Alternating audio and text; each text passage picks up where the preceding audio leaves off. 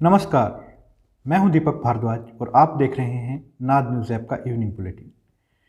Bulletin की शुरुआत केंद्रीय बजट को लेकर भाजपा नेताओं की प्रेस कॉन्फ्रेंस की खबर के साथ। आज श्री गंगानगर सांसद निहाल चंद मेघवाल, पूर्व मंत्री डॉक्टर राम प्रताप और भाजपा जिलाध्यक्ष बलबीर बिश्नोई ने जंक्शन में प्रेस वार्ता कर केंद्रीय बजट को हर नज़रिए से बेहतरीन बताया है। भाजपा नेताओं का कहना है कि इस बार बजट में कोई नया टैक्स नहीं लगाया गया है, जबकि फसलों की एमएसपी पर खरीद के लिए बजट का प्रावधान भी रखा गया है।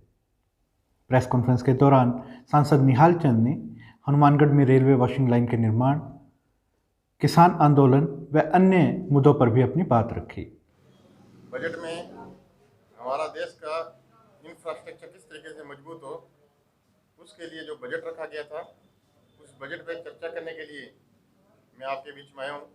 मैं समझता हूँ कि पिछले 6 साल के अंदर इस देश के बुनियादी ढांचे को एक मजबूत करने के लिए, विश्व के अंदर भारत शक्तिशाली बने, इसके लिए केंद्र सरकार ने, माननीय प्रधानमंत्री जी ने प्रयास किए हैं।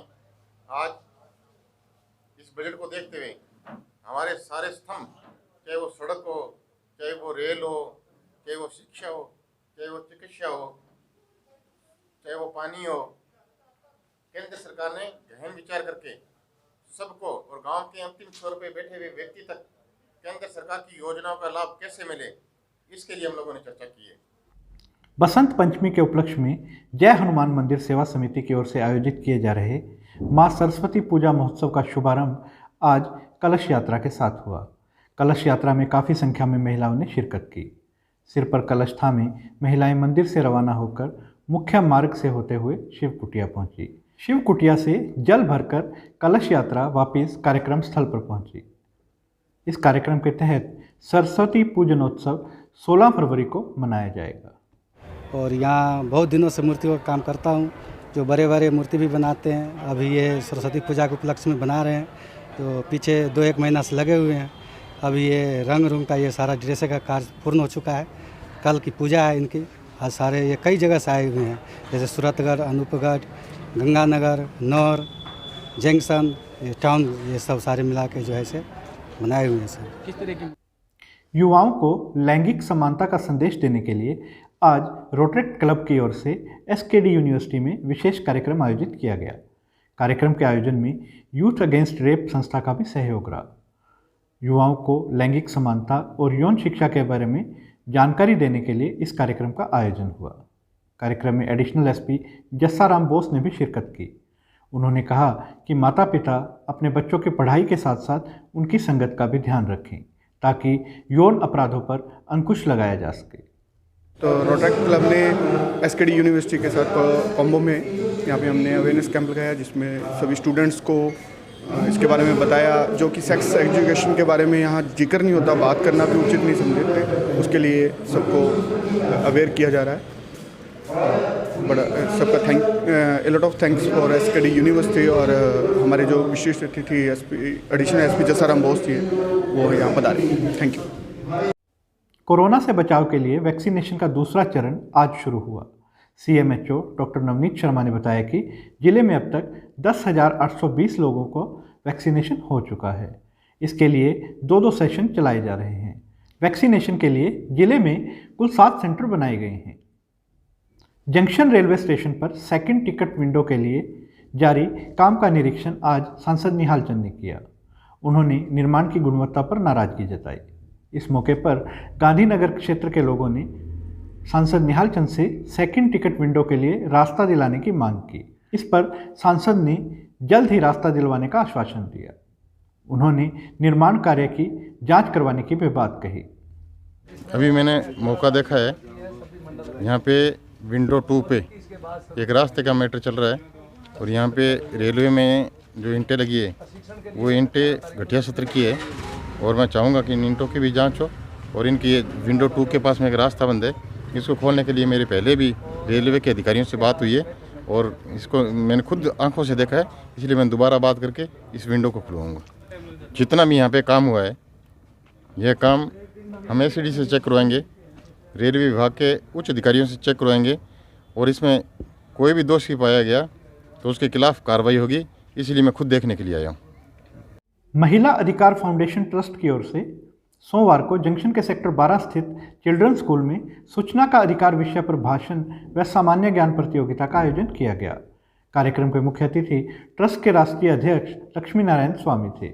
अध्यक्षता स्कूल के निदेशक सुरेंद्र ने की। इस मौके पर लक्ष्मी नारायण स्वामी ने कहा कि सूचना और पारदर्शिता के अभाव में अभिव्यक्ति की स्वतंत्रता का कोई महत्व नहीं रह जाता। ऐसे में सूचना का अधिकार भारत जैसे बड़े लोकतंत्र को मजबूत करने और उनके नागरिक केंद्रित विकास में महत्वपूर्ण भूमिका निभा रहा है। जिला मुख्यालय पर सीवरेज लाइन साफ करने के लिए नगर परिषद की ओर से सुपर सकर मशीन खरीदी गई है।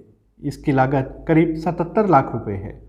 इससे अब शहर में सीवरेज लाइन के चौक होने की समस्या का समाधान हो सकेगा। सीवरेज लाइन ब्लॉक होने से आम जनता को भारी परेशानी का सामना करना पड़ता है। इससे कई स्थानों पर गंदगी और जल भराव की स्थिति भी बनती है। अब सुपर सकर मशीन होने से इन समस्याओं का समाधान हो पाएगा। जिले के पीलीबंगा थाना क्षेत्र के गांव बड़ोपल में एक भाई ने अपनी शादीशुदा बहन की लाठी से वार कर और कुल्हाड़ी से गर्दन काटकर निर्मम हत्या कर दी। घटना के तुरंत बाद ही पुलिस ने हत्या आरोपी को राउंड अप कर लिया और शव का पोस्टमार्टम करवा परिजनों को सौंप दिया।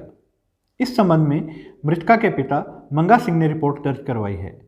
मंगा सिंह के अनुसार उसके बेटे गगनदीप सिंह ने उसकी पुत्री इंदिरा के सिर पर लाठी से वार कर और फिर गर्दन पर कुल्हाड़ी से चोट मारकर हत्या कर दी। पुलिस ने रिपोर्ट के आधार पर मृतका के भाई के खिलाफ आईपीसी की धारा 302 के तहत मामला दर्ज किया है। मामले की जांच उप निरीक्षक राम प्रकाश कर रहे हैं। आम आदमी पार्टी की ओर से हनुमानगढ़ भूमि विकास बैंक के सामने 27 दिन से जारी धरना आज समाप्त हो गया। बैंक की ओर से लोन शाखा के एक कर्मचारी को हटाने और ऋण से संबंधित मामलों की जांच का आश्वासन देने के बाद धरना समाप्त किया गया है। बैंक की ओर से कार्रवाई होने के बाद आम आदमी पार्टी के कार्यकर्ताओं ने एक बार धरना समाप्त करने की घोषणा की।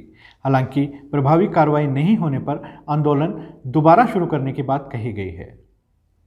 हनुमानगढ़ भूमि विकास बैंक में 20 जनवरी 2021 हम लोग किसानों के जमीन नीलामी के मुद्दे को लेकर धरने पे बैठे थे और हमारे पास हनुमानगढ़ भूमि विकास बैंक के प्रधान कार्यालय सहित हनुमानगढ़ भूमि विकास बैंक की 9 शाखा, रावसर शाखा और पीलीबंगा शाखा में काश्तकारों के साथ बैंक के कर्मचारियों ने बहुत बड़ा धोखा किया।